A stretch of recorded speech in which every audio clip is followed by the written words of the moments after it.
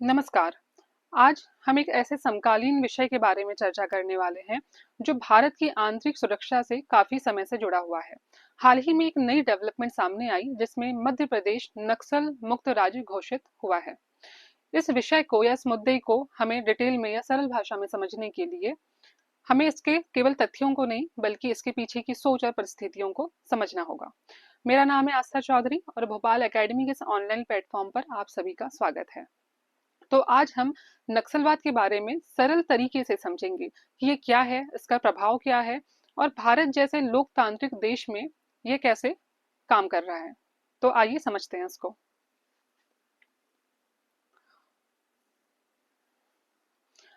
अभी बीते दिनों हमारे मध्य प्रदेश के मुख्यमंत्री डॉक्टर मोहन यादव ने ये घोषणा करी कि भारत का पहला नक्सल मुक्त राज्य मध्य प्रदेश बन गया है। और इस चर्चा का जो आधार था, इस घोषणा का आधार ये था कि लास्ट बचे दो नक्सलाइट्स उन लोगों ने सरेंडर कर दिया है। इसमें हम देखते हैं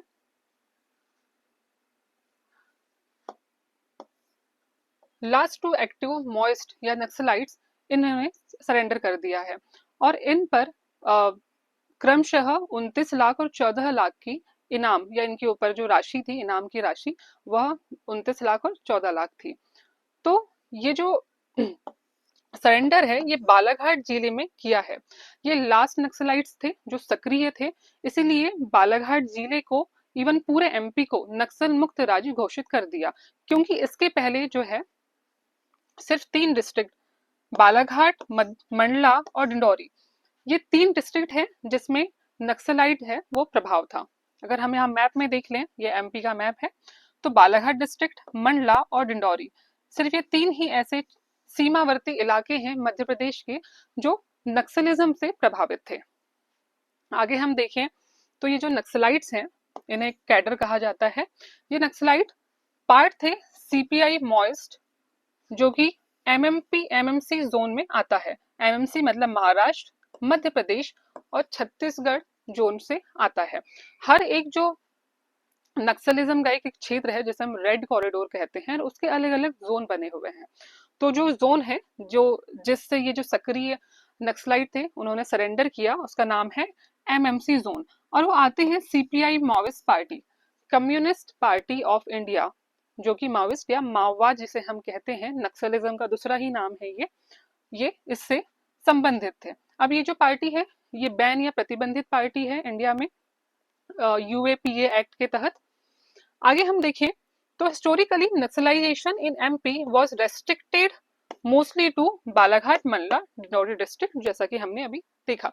और इसका रीजन भी ये है कि यहाँ पर डेंस फॉरेस्ट है और जो डेंस फॉरेस्ट में इनकी जो स्ट्रेटेजी होती है लड़ने की, उसमें इनको काफी मदद मिलती है।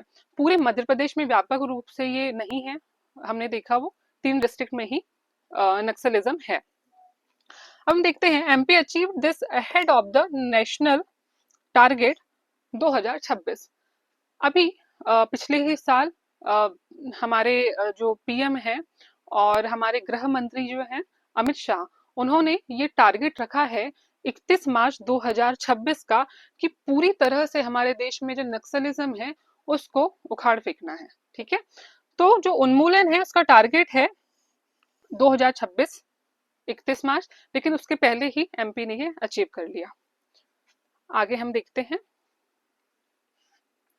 अब हम ये समझते हैं कि नक्सलिज्म एक्चुअली है क्या। तो जो नक्सलिज्म है, नक्सलिज्म एक सिर्फ हिंसा का ही फॉर्म नहीं है, यह एक विचारधारा है। यहाँ समझते हैं Naxalism is a form of left wing extremism inspired by moist ideology which believes armed struggle to overthrow the state।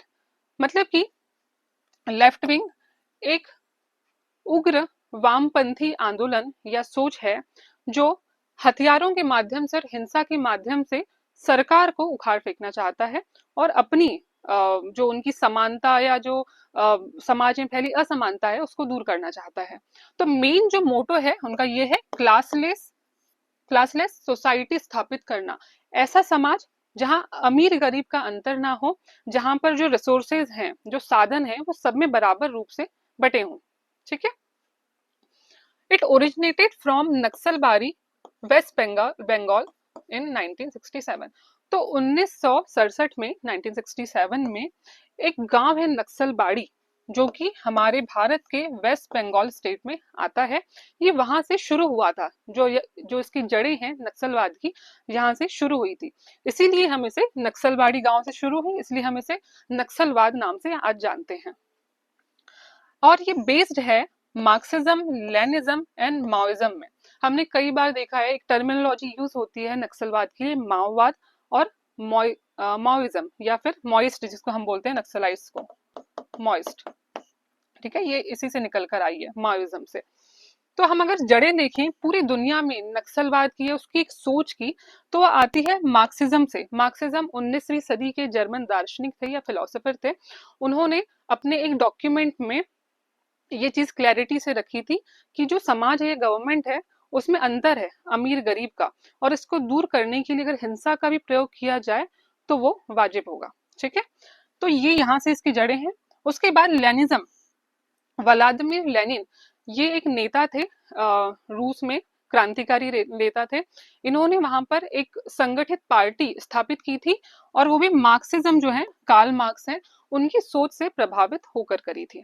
उसके बाद इन दोनों से ही प्रभावित होकर चीन के एक नेता, जिनका नाम है माओ जेडोंग, उनका नाम है माओ जेडोंग, इन्होंने पहली कम्युनिस्ट पार्टी इन्होंने स्थापित करी थी चीन में।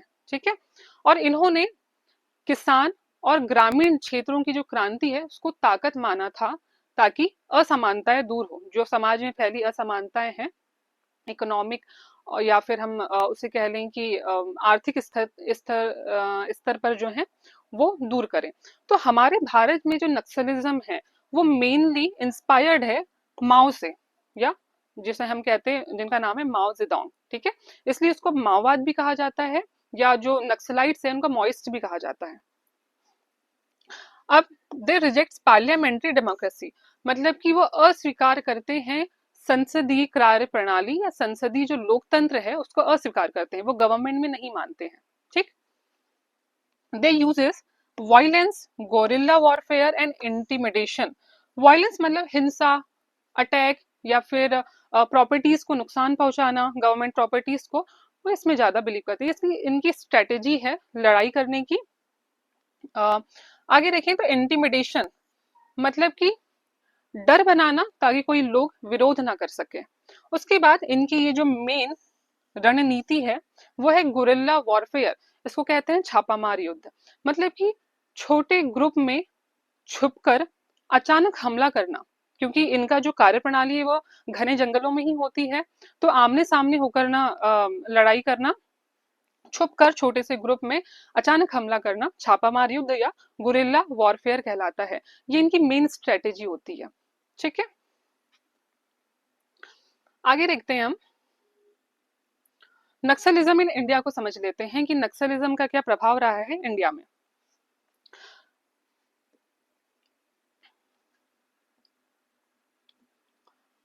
तो जो नक्सलिज्म है वो एक मेजर सिक्योरिटी थ्रेट रहा है, हमारी इंटरनल जो सिक्योरिटी है, आंतरिक सुरक्षा, उसको एक गंभीर चुनौती रहा है बहुत सालों से। वो भी कब से, हमने देखा 1967 से ये एक्टिव है, internal security challenge in India. ठीक है, अगर हम इंडिया के मैप में देखें तो पूरे इंडिया में व्यापक रूप से नक्सलिज्म नहीं है, वो कुछ ही प्रांतों में है, कुछ ही स्टेट में है, और वो भी जो स्टेट हैं वो हैं आपके सेंट्रल और ईस्टर्न इंडिया, मतलब कि मध्य और पूर्वी क्षेत्र। ये आप देख सकते हैं, मध्य और जो पूर्वी क्षेत्र है, ये वाला जो पार्ट है, इसमें मेनली ये सक्रिय था। और इसमें भी कुछ पर्टिकुलर स्टेट्स में था, वो स्टेट्स हैं छत्तीसगढ़, उड़ीसा, झारखंड, बिहार, आंध्र प्रदेश, तेलंगाना, महाराष्ट्र, मध्य प्रदेश। और इसमें भी जो डिस्ट्रिक्ट्स हैं वो सारी डिस्ट्रिक्ट में नहीं था, जैसा कि हमने मध्य प्रदेश में देखा 3 ही डिस्ट्रिक्ट में व्यापक रूप से था, जो कि अब खत्म हो चुका है, मंडला, बालाघाट, डिंडौरी। ठीक है, तो 2013 का हम अगर डेटा देखें होम मिनिस्ट्री का, तो नक्सलिज्म के जो प्रभाव में, नक्सलवाद के प्रभाव में जो थी 126 डिस्ट्रिक्ट आया करती थी, लेकिन हम अभी अक्टूबर 2025 में देखें तो सिर्फ 11 ही डिस्ट्रिक्ट ऐसी बची थी जो कि इसके प्रभाव में थी। ठीक है, उसमें से भी एक जो बालाघाट है वो हट चुका है, तो अब देखें तो 10 ही डिस्ट्रिक्ट बचती हैं। ऑफिशियली अभी तक जारी नहीं किया है कि 10 हैं, तो हमने ऑफिशियल डेटा बता रहे हैं, इसलिए 11 डिस्ट्रिक्ट। क्लियर है? अब यहाँ पर this region are collectively known as red corridor. आपने बहुत बार ये नाम सुना होगा, रेड कॉरिडोर। आज देख भी लीजिए, रेड कॉरिडोर, ये जो दिख रहा है ये इलाका। वैसे तो बहुत सी जगह जो है, बहुत सी डिस्ट्रिक्ट में कनेक्शन है नक्सलाइट्स के, या वो रहते हैं, लेकिन जो सक्रिय है, जहाँ पे एक लड़ाई करने की जो उनका स्थान है, वो रेड कॉरिडोर कहलाता है, जहाँ पे नक्सलिज्म का ज्यादा प्रभाव है। यहाँ पे अगर हम देखें तो यहाँ पे एक भौगोलिक पट्टी बनती है, जैसे कि आपका छत्तीसगढ़ है, यहाँ पे साइड में महाराष्ट्र, महाराष्ट्र का चिड़ौली, उसके बाद उड़ीसा, वेस्ट बंगाल और थोड़ा सा हिस्सा झारखंड और बिहार का। तो ये जो पूरी भौगोलिक या ज्योग्राफिकल स्ट्रिप बनती है, इसी को हम रेड कॉरिडोर के नाम से जानते हैं। आगे देखते हैं।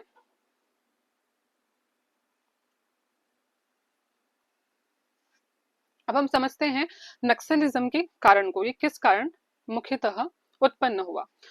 तो नक्सलिज्म जो है, इसका जो मुख्य कारण है वो है सोशियो इकोनॉमिक इनइक्वालिटी, मतलब कि सामाजिक और आर्थिक असमानता इसके उत्पन्न होने का मुख्य कारण था। जो शिक्षा, रोजगार की कमी, गरीबी, विकास का ना होना, ये जो सारी चीजें हैं, ये लॉन्ग टाइम तक चली और इसने असंतोष पैदा किया। This is one of the region, जो कि एक मेन रीजन है। उसके बाद tribal alienation, land related issues, मतलब कि जो आदिवासी हैं उनका मुख्य मेन स्ट्रीम से जुड़ा ना होना, बहुत से ऐसे लाइक शिक्षा, एजुकेशन, जो मेन नेसेसिटी है, इनकी पहुंच से बहुत दूर होना, बहुत दिनों तक दूर रहना, उनसे वंचित होना, ये इसका दूसरा कारण है। उसके बाद poor governance and weak state present, मतलब कि एक सीमित प्रेजेंस गवर्नमेंट की, सीमित पहुंच गवर्नमेंट की, और बहुत सी जो बेसिक चीजें प्रोवाइड करवाने में वहाँ के आदिवासियों को, और जो गरीब लोग हैं, जो मार्जिनलाइज कम्युनिटी है, उनको बेसिक चीजें प्रोवाइड करवाने में सरकार की असमर्थता होना, है ना, तो उससे ये चीज और ज्यादा फ्यूल होता गया और ज्यादा बढ़ता गया। उसके बाद dense forest and difficult terrain, मतलब घने जंगल और दुर्गम परिस्थितियां, दुर्गम भौगोलिक जो स्थान होते हैं, इन सब चीजों ने जो नक्सलिज्म का जो प्रभाव है उसको और बढ़ा दिया। तो ये जो सब चीजें हैं, ये नक्सलिज्म के प्रचार को और ज्यादा आगे ले गई। और एटलीस्ट जब शुरुआत हुई थी तो 180 डिस्ट्रिक्ट था जहां पर पूरा नक्सलिज्म फैला था, जब वो पीक पर था 2005 से 7 के बीच में। लेकिन गवर्नमेंट ने इसके लिए बहुत सारी स्ट्रेटेजी, प्रोविजंस भी लेकर आए, जिससे हम देख रहे हैं धीरे धीरे नक्सलिज्म खत्म हो रहा है। तो वो हम देख लेते हैं। हम देखें तो कंबाइंड सिक्योरिटी ऑपरेशंस चलाए गए हैं, और अभी बीते जब से ये अमित शाह ने कहा है कि 31 मार्च 2026 को पूर्ण रूप से नक्सलिज्म जो है उसका सफाया भारत से हो जाएगा, तब से बहुत से सिक्योरिटी ऑपरेशंस आपने देखे होंगे, न्यूज में बने रहते हैं नक्सलाइट्स के खिलाफ। तो इंडिया की जो अप्रोच है नक्सलिज्म में, वो है combined security operations and development strategy. ठीक है, तो जैसे आपने बहुत सारी जैसे कोबरा कमांडोज, तो अलग अलग स्पेशल यूनिट्स बनाई गई ताकि जो नक्सलिज्म है उसे निजात पा सके। तो कोबरा कमांडोज हैं उसमें से एक, उसके बाद डीआरजी भी है। अभी हमने जो बालाघाट का एग्जाम्पल सुना, वहां पे मेनली कोबरा कमांडो सीआरपीएफ का ही एक पार्ट है, वो एक्टिव था। ठीक है, अभी इसी साल एक कुख्यात नक्सलाइट थे जिनका नाम था मांडवी हेडमा। तो उनको उनका एनकाउंटर हुआ था और वो एनकाउंटर किया था आंध्र प्रदेश में। आंध्र प्रदेश की डिस्ट्रिक्ट है जो इकलौती ऐसी डिस्ट्रिक्ट है जो नक्सलिज्म के प्रभाव में है। उस डिस्ट्रिक्ट का नाम है एएसआर। एएसआर डिस्ट्रिक्ट में एक जॉइंट ऑपरेशन चला था जिसमें ये सफलता मिली थी हमारी फोर्सेस को। उसमें थे ग्रे हाउंड्स जो कि आंध्र प्रदेश की एंटी नक्सलाइट एक टुकड़ी है। उसके अलावा सीआरपीएफ की चार्ली कंपनी जो कि 198 बटालियन है उनकी, इनका जॉइंट ऑपरेशन हुआ था और ये उपलब्धि मिली थी। तो ये एक एग्जाम्पल है। उसके बाद they focus on surrender come rehabilitation policy. ये सरेंडर कम रिहेबिलिटेशन पॉलिसी एक वित्तीय सहायता प्रोवाइड करवाती है नक्सलाइट को। जैसे अभी छत्तीसगढ़ में इसी साल एक पॉलिसी लेकर आए जिसका नाम था नक्सल सरेंडर एंड रिहेबिलिटेशन पॉलिसी 2025। तो इसमें ये था कि जैसे जो भी नक्सलाइट हैं वो अपने जो आर्म्स हैं, फॉर एग्जांपल AK-47 अगर आप देते हैं तो आपको इतने हजार की जो वित्तीय सहायता आपको प्रोवाइड की जाएगी अगर आप सरेंडर कर रहे हैं। और अगर आप अपनी सरेंडर करने में जो आपकी जो भी हथियार आपने यूज कर रहे हैं वो दे रहे थे, अलग अलग तरह से वो राशियां थी, वो उनके अकाउंट में फिक्स डिपॉजिट कर दी जाती है। उसके बाद वो मिलती तब है जब वो 3 साल तक, सरेंडर करने के 3 साल तक उनका अच्छा व्यवहार और ऐसी भी कोई गतिविधियों में अगर वो शामिल ना हो तो फिर उनको वो जो राशि है, मुआवजा राशि, वो प्रदान की जाती है। उसके बाद financial support, vocational training and reintegration for surrendered cadres. Financial support हमने देखा, वित्तीय सहायता दी जाती है। वित्तीय सहायता के अलावा वोकेशनल ट्रेनिंग दी जाती है, मतलब कि स्किल डेवलपमेंट में ध्यान दिया जाता है ताकि वो फिर से उसी रास्ते पे ना जाएं, बल्कि उन्हें रोजगार प्रोवाइड करें। अगर स्किल्स होंगी तो रोजगार मिलेगा। ठीक है। और उसके बाद government reform, rights and tribal empowerment. तो गवर्नमेंट रिफॉर्म में हमने देखा है एक पेसा एक्ट जो 1996 में आया था, जो आदिवासियों को उनके वनों पर हथियार उनके वनों पर जो है अधिकार प्रोवाइड करवाता है। उसके बाद infrastructure, economic inclusion and affected area. तो मेन जो प्रॉब्लम है नक्सलाइट्स या ट्राइबल्स के साथ वो है मुख्य धारा में जो है उनका मिलना थोड़ा सा मुश्किल है। क्यों मुश्किल है? क्योंकि वहां पे बेसिक जो है व्यवस्था नहीं है, बेसिक जो कनेक्टिविटी है वो प्रोवाइड अभी तक नहीं कराई जा चुकी, जैसे कि रोड्स हैं, सड़कें हैं, मोबाइल टावर्स हैं और जो अस्पताल हैं, स्कूल्स हैं। तो वो चीजें प्रोवाइड करवाना ऐसी गवर्नमेंट की ये जो पॉलिसीज हैं नक्सलाइट्स या नक्सलिज्म से निपटने के लिए, ये सभी इसमें शामिल है। तो आई होप आज का वीडियो आपको समझ में आया हो, और अगर इस टॉपिक से रिलेटेड आपकी कोई भी क्वेरीज हो तो प्लीज कमेंट बिलो। हम मिलेंगे अगले वीडियो के साथ। Thanks for watching.